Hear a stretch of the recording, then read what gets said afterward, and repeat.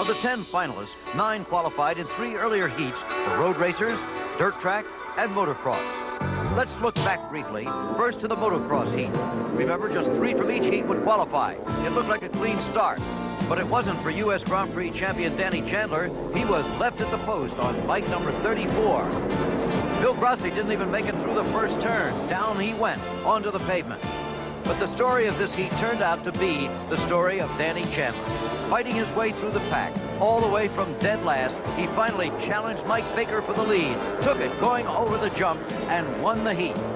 Into the final went Chandler, Andre Malherbe, and Mike Baker.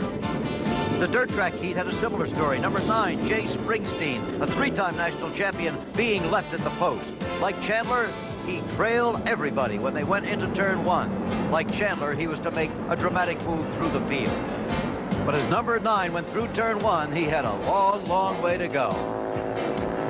He was to make up just about all of that ground. Here he was closing in on Alex Jorgensen for second place in the race at that point, and making it, passing him almost as if he were standing still.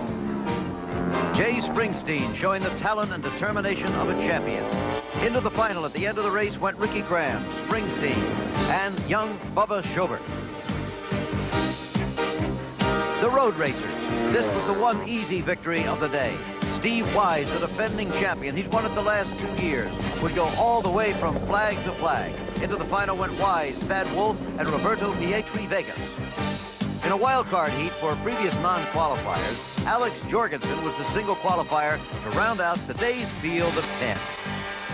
The issue is clear-cut as we prepare for the final of the SuperBikers competition in Carlsbad, California. On the pole and trying for his 3rd championship in a row here is Steve Wise of Texas. Once again, he has earned his way into this final, along with 9 other expert motorcycle riders. They have earned them in earlier heats. We hope you saw those heats with us. If you didn't, I'm Jim McKay. Let me explain one more time how the SuperBikers competition works. From the 3 major disciplines of motorcycle racing are drawn together riders. They come here, some of the best in the world. They compete in heats, earn their way into the final, as I said. And they compete on a course that has been specially devised to combine some of the elements of these disciplines, of road racing, of the dirt tracks, and of motocross. Now then, we have the final. Let's bring in our expert on the motorsport, Sam Posey. As I said, the man of the hour once again is Steve Wise, and certainly he had the easiest road to the final here, didn't he? He did, Jim, and what does this really mean in terms of the final? Obviously, Steve is rested, but he isn't seasoned the way the other guys are. For example, Ricky Graham, Jay Springsteen, Danny Chandler, all very successful in the heats, but hard-pressed the entire way. Steve, well-rested. We'll see what this means, because many experts feel that the real key to the final is going to be physical fitness. It's 10 laps over a track that you started to describe. It's a very difficult track, and it may be that the man that is the toughest physically is going to emerge the winner. Let's find out. The overall track is exactly 2 miles long. The pavement section, shown here in gray, is 1.1 miles in length. This is the fastest part of the course. Next, the transition to a half mile of smooth, wide dirt. A section of track very like the ultra-fast oval track. Finally, 4/10 of a mile of rough, bumpy, punishing terrain, the motocross section, and back through a pair of chicanes to the finish. Now here is the field. In the first row, Danny Chandler, Ricky Graham, and Steve Wise. Row 2, Andre Malherbe, Jay Springsteen, and Thad Wolf. Row 3, Mike Baker, Bubba Schobert, and Roberto Pietri Vegas. Alex Jorgensen rounds out the field in a row of his own. But the spotlight shines most harshly on Steve Wise, seeking his 3rd championship in a row here. We asked him how much he's feeling the pressure in the SuperBikers. I think a lot of the other riders are under pressure too, because I have won it 2 years in a row. So I think that they're thinking I'm going to be the man to beat, and I feel pressure definitely because I have won it 2 years in a row, and I think I am the favorite to go win again. But yet I have to worry about the race itself, and when the 2-minute sign goes up and when the flag drops, I won't even be thinking about any of that thing. Well, he might think a little bit about number 34 there. That's Danny Chandler, who came from last to first in his qualifying heat. Chandler on the front row. Wise is on the front row also, of course. Referee Butch Lee getting ready to put the flag in the air. It's up now. Watch those clutch hands when they drop the race. And there they go. They're off. They're racing in Carlsbad, and again, somebody's been left at the post. It's Roberto Pietri Vegas. As they come to turn 1, Ricky Graham is the leader. In second place, Steve Wise, then Danny Chandler. Around turn, almost a bad accident there. It was Steve Wise who was hit. I think Chandler hit him, Sam. I think Chandler's front wheel hit Wise's rear wheel, Jim, as they accelerated out of that first turn. No question about it, and that gives Ricky Graham an opportunity to grab a good, solid lead as they continue on this hard surface pavement towards the big hill. This is the fastest part of the course. Ricky Graham there in the spotlight, 23 years old. From Salinas, California, he is the current AMA Grand National Dirt Track Champion. Down the hill now, braking into the hairpin, Sam. Well, there are 5 different bike brands in the race, Jim. They're all basically the same and basically stock with the Harley-Davidson.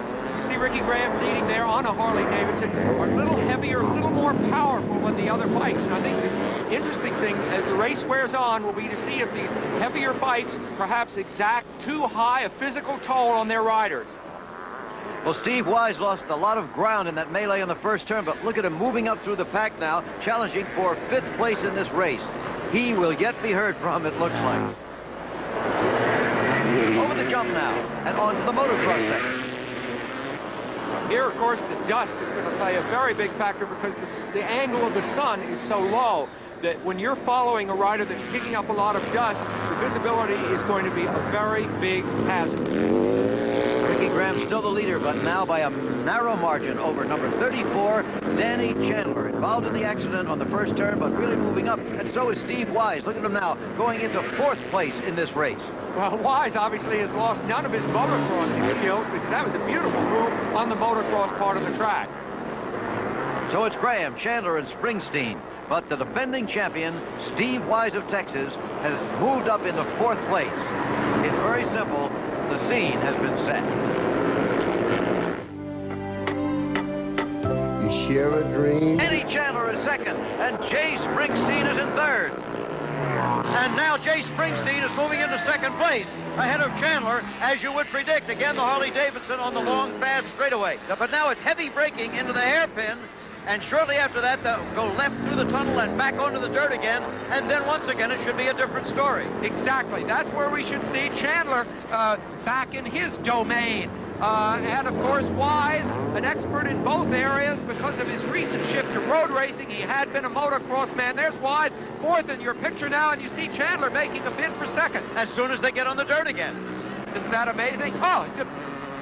And there, he does get 2nd back again from Jay Springsteen, does Danny Magoo Chandler. Still out in front is Ricky Graham, but for how long on the dirt?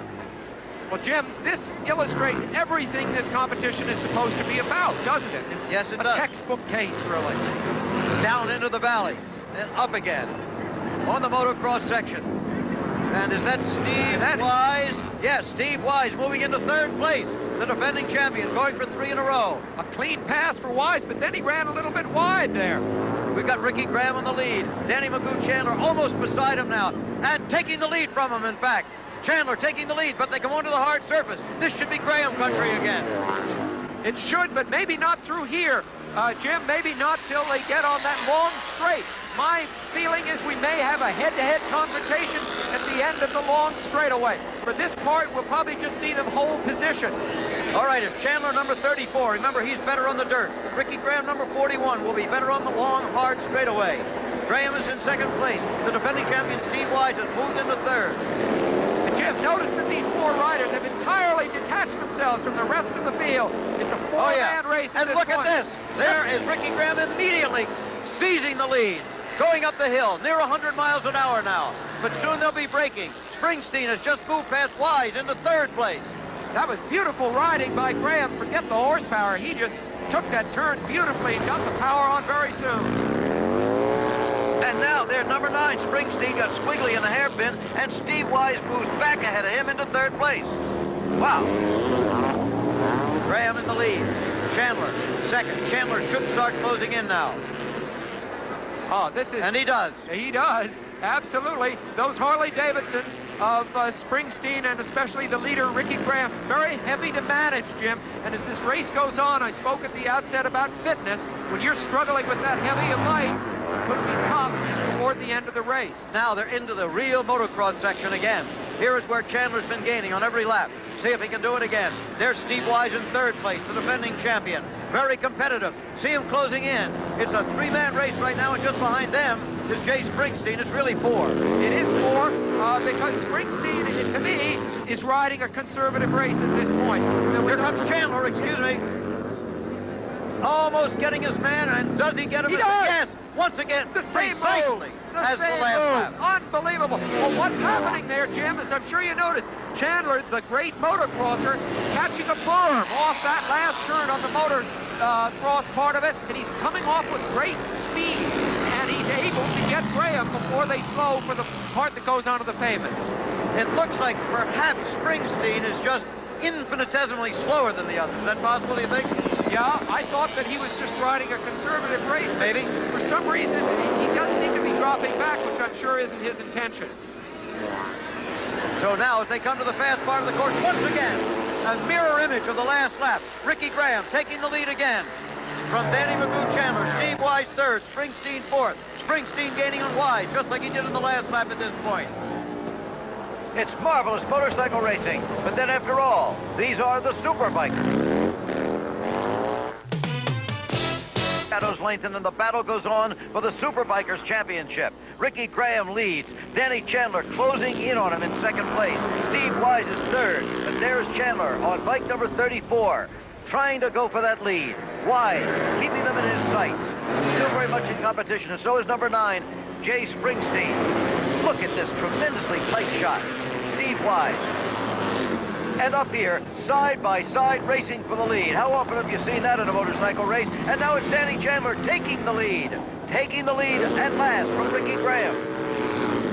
Well, the reason they're running side by side is Graham, you can see, is kind of staying to the middle of the track, whereas Wise there with his motocross experience for Jim is going wide, riding the berms. He's using the entire track. So now we have the Honda teammates, Danny Chandler and Steve Wise, on bikes number 34 and bike number 1, running first and second in the race. Could the weight of the Harley-Davidsons be telling, Jim, compared to the lighter Hondas? Because already Graham and Springsteen are back there. Graham just couldn't seem to keep up the struggle in that difficult motocross part, which requires so much physical strength. And now Steve Wise, who was bumped from the rear shortly after the start, fell way back in the pack, is challenging for the lead, challenging for his third in a row at the SuperBikers. See who's better on the straightaway here between Chandler and Wise. Well, the answer is that the Harleys are still faster, because there comes Ricky Graham closing in on Wise. The Harleys are fully 4 to 5 miles an hour faster over there. They are arriving almost 4 of them at once at the hairpin. Look at there. There is Steve and Chandler. Number 1, Steve Wise taking the lead by the narrowest of margins from Danny Chandler. Then Graham and Springsteen, the teammates of the Harley-Davidson. Steve Wise once again leading the SuperBikers. Steve Wise, of course, once was a motocross man and constantly in the top condition that motocross demands. Now he's a road racer, a less physically demanding sport. We asked Steve, might the tough motocross section here on this course drain his strength this time? Well, the SuperBikers track does require physical conditioning, and I haven't been riding, like you said, but also I've been taking this event very serious, and I haven't been just sitting around not doing anything. There is a possibility my condition won't be quite as sharp as last year, but I think it'll be plenty good because I have been training very hard for the past 2 or 3 months to get ready for this race. Well, it certainly looks plenty good up to here. Steve Wise still in the lead by that narrow margin over teammate Danny Magoo Chandler. Onto the pavement again. Look at the move by Chandler. Fantastic. He takes the lead. And look at his style as he comes through here, shifting his weight in a way I've never noticed a motorcycle rider do it, Jim. Okay, they're halfway through the race. They got the signal from the flagman. Sam, let's take another look at that move of Danny's. Well, Danny, at this point, had some extra momentum. He had done something magic as he came down that hill over the bridge. And now watch as he approaches the end of the guardrail right there. That was an incredibly dangerous move, and he makes it brilliantly. Sure did. Out of the tunnel. Chandler still in the lead. Wise still second. You know, quite possibly, Jim, Wise is the most intelligent in terms of his riding of the riders. He thinks about everything. He attacks not the other riders, but the course right in front of him. He's not so sensitive to the placement of the other riders as he is to the yards of dirt and pavement that are right in front of him. But he certainly can't be quite as much that way when he's got Danny Chandler fighting him tooth and nail, and in fact in front of him right now. He's almost has to fight the other man. Well, he does, and he is. Yeah. He is. Absolutely. Steve Wise seemed to put it together coming off the jump and carrying that speed through the gully. Let's see what happens at that final berm where Chandler's been so good so far, coming onto the pavement. Yeah, you're right, you're right. There they go. Now, here's where Chandler's been making his move. I don't think this time. Well, here's where he made the move on the last lap. Oh! Wise looked the wrong way. Steve Wise looked to his left in the rear, and Chandler went by him on the right. He didn't see him coming. It is amazing to me, these two bikes, they're both Hondas, are as identical, probably, Jim, as any two bikes are going to be in this competition, and yet Chandler is overwhelmingly faster in that one part of the track. Well, let's see how Chandler did it to Wise again, this time at the same point on the track. Well, he has that momentum as he comes down the hill, but to make this move on the outside, Jim, he must be absolutely nervous, and he also must trust his teammate, Steve Wise, not to push him over. So the battle between the teammates goes on, and it's now Danny Chandler with the upper hand. You couldn't have more of a man-to-man battle here because the motorcycles theoretically should be identically prepared. They're teammates. They're both Hondas. But they're two different men, and the issue is still very much in doubt. The stand. To the sunset in Carlsbad, California. Danny Chandler, number 34. Steve Wise, number 1. Wise going wide this time, losing some ground on the dirt track section as they head for the jump. We asked Danny Chandler if his personality has really changed as much as some people say it has. Well, you know, I used to just be high speed, just 100 miles an hour all the time, no matter what I did, driving, riding, just anything. I was just wide open. I just kind of mellowed the pace down and just taking life easy now. It's just all happening. Well, that's the archetypical pattern of great champions in all forms of motorsports, Jim. They start fast and wild, crashing as often as they win, and then somewhere along the way, they mature. Number 9, Jay Springsteen, has now moved ahead of Ricky Graham into 3rd place in the race, by the way. Back up to the leaders, however. You know, it looks like one of them, maybe both of them, hit that hay bale coming through. Yeah, it certainly did. Now, back to a theme, Jim, just a second as we watch Chandler go through the turn here. The fact that he has matured at age 22 bodes, I think, very well for his future. He's got a lot of years ahead of him. Well, you know what they say. There are old racers and bold racers, but there are no old, bold racers, right? There are a couple. Mario Andretti might be one of them. Okay, but it's still Chandler in the lead. Wise is second. Fastest part of the course, up to 100 miles an hour, up the hill. Then they'll go over it. Hard braking down to the hairpin once again. Some drafting and slipstreaming going on here. Did you see Wise crouched down there, running in second, trying to get a little draft? Yep. And if they come for the hairpin, oh, a problem there for Wise. He must have looked on that. He didn't accelerate very smoothly out of that turn. Now back onto the dirt. And Chandler is beginning to move it out a little bit over Wise right now. Well, let's have a look at this hay bale incident. Okay, here comes Chandler leading, and there's Wise. Wise, of the two of them, yeah, Wise hits it much harder than Chandler. Of course, it's hard to say that that would have done any damage, but the rear wheel of his bike was right off the road for a second. And now they're getting the white flag. That means 1 lap to go, and it's definitely Chandler with the edge now. Jay Springsteen has been running very, very smoothly. You see him here in 3rd place. His strategy of trying to conserve his energy for the end of the race has paid off in that he's 3rd, but of course he's not able to stay with the 2 leaders. No, he isn't, even though Steve Wise is definitely slowing down at this point. Whether it would have anything to do with the hay bale incident would be conjecture right now, but something seems to have happened to the defending champion's motorcycle. Well, as you can see, he's 100 yards or more behind, but there is Springsteen even further than that behind him. And so it's just a matter of being very, very careful now for Danny Chandler in 1st place. Remember, in his earlier heat, to qualify for the final, and look how wide Wise went, by the way. In that earlier heat, Danny Chandler was lifted the post, started out last, and worked his way up to 1st. Now it looks like he's going to win the whole thing. Onto the dirt. He's happy there. Onto the dirt track part of the course. When you think about it, he's just been the fastest man all day long, Jim. Now to the jump. and safely over it. Danny Chandler, only 22 years old, born in Sacramento, resident in Forest Hill, California, on a Honda. He's typically built for a motocross racer, 5 feet 8, 150 pounds. They're ultimately physically fit specimens, looking very much like champion soccer players. Nipped in at the waist, very hard, muscular. Sinewy, very sinewy guy. And he may be the word of tomorrow, Danny Chandler. And he sneaks a look back to see where Steve Wise is. He'd be surprised to see that he's pretty far behind. And here he comes to victory, the checkered flag for Danny Magoo Chandler. With a fist in the air, Steve Wise taking second, and that's not what he wanted. Third place will go to Jay Springsteen. Fourth place to Ricky Graham, just holding off Alex Jorgensen. So we have a brand new champion in the SuperBikers. His name, Danny Chandler, and he says he has no idea why they call him Magoo. Final results in the SuperBikers then. Danny Chandler the winner, Steve Wise second, Jay Springsteen third, and Ricky Graham